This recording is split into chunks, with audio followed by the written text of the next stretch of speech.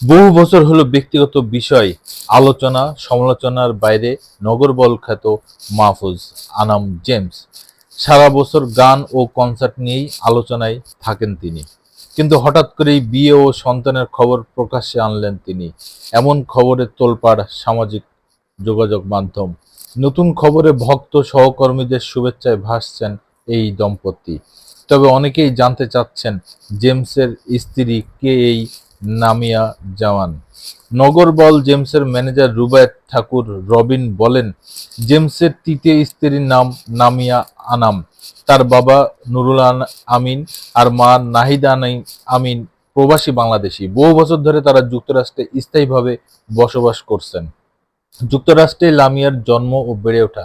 সেখানে একজন নৃত্যশিল্পী হিসেবেও তার খ্যাতি রয়েছে। জেমসের সঙ্গে সম্পর্কে জড়ান ও বিয়ের বিষয়ে রুবায়েত ঠাকুর রবিন বলেন, ২০২৩ সালে লস অ্যাঞ্জেলেসে জেমস নামিয়ার পরিচয়।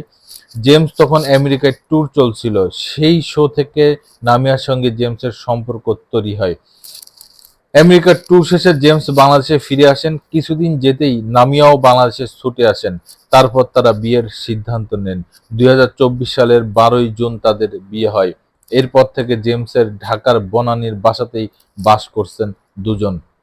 রবিনের কথায় চলতি বছরে জেমস নামিয়ার সংসার আলোকিত করে আসেন পুত্র সন্তান। ৮ই জুন নিউ ইয়র্কের হান্টিংটন হসপিটালে জন্ম নেয় এই দম্পতির প্রথম ছেলে জিবরান আনাম।